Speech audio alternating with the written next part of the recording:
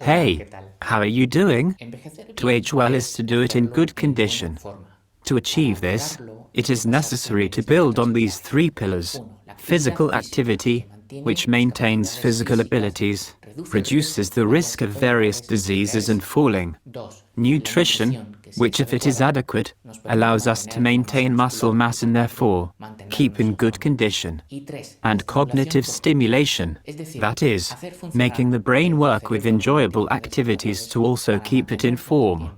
Today we are going to focus on the first pillar, and we will deal with the other two in future videos. First of all, we are going to dismantle some of the myths that are widespread among older people. This is utterly wrong.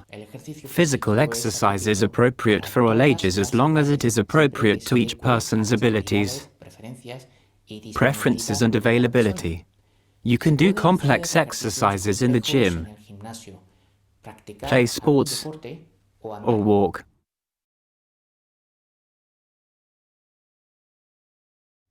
Good physical exercise does not cause pain, because it adapts to the condition of those who practice it. It's a matter of finding the right intensity. For example, if we talk about walking, we can walk slowly, at a good pace, or even run. This misconception causes women to exercise less than men.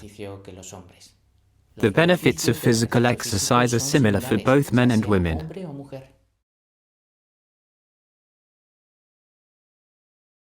One of the main advantages of physical exercise is that each person can adapt it to their schedule.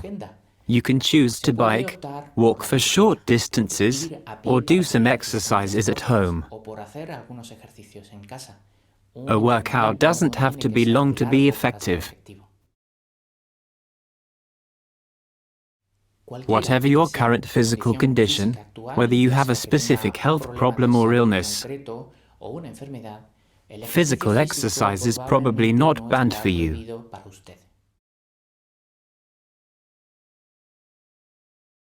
The benefits of physical exercise are not cumulative.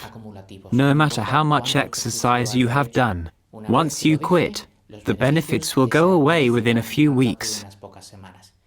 Being physically active is a habit that should be maintained for life. Well, let's look at the reasons for regular exercise. It is important to know that it prevents and is used to treat many problems, such as hypertension, high cholesterol, heart disease, and even various types of cancer.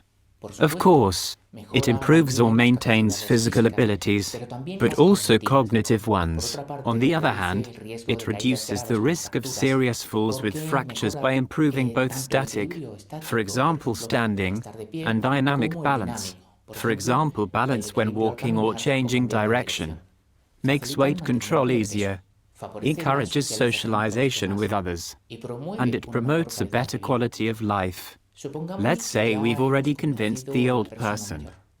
Other questions now arise, such as, well, the best is what you can do in the long run, preferably throughout your life. A set of endurance exercises, for example walking, cycling, swimming, etc., combined with exercises to develop muscle strength, for example repetitive lifting from the chair, use of elastic bands, weight training, etc., are undoubtedly the best exercise cocktail for health. Playing a sport, for example, swimming, can also be an excellent solution. Another question. Well, the intensity can vary from mild to vigorous, and should be adapted to your physical ability and preferences. Moderate intensity, activity that requires effort on your part but does not cause shortness of breath or disproportionate fatigue, is already enough to enjoy the benefits of physical exercise. For walking, using a scale of 0 to 10, where 0 is sitting and 10 is the maximum intensity, the optimum is between 5 and 6. In principle, the higher the frequency, the better. However, twice a week it already allows you to enjoy its benefits. Well, there is no exact duration to respect, but it is recommended that a session last at least 10 minutes, although ideally between 30 and 60 minutes. And finally, here are some practical tips for choosing the right physical activity. Walking is the simplest and least expensive exercise. Actively walk a little each day, for example, by taking short walks instead of using transportation. Exercise is fun for some people, but some people find it boring.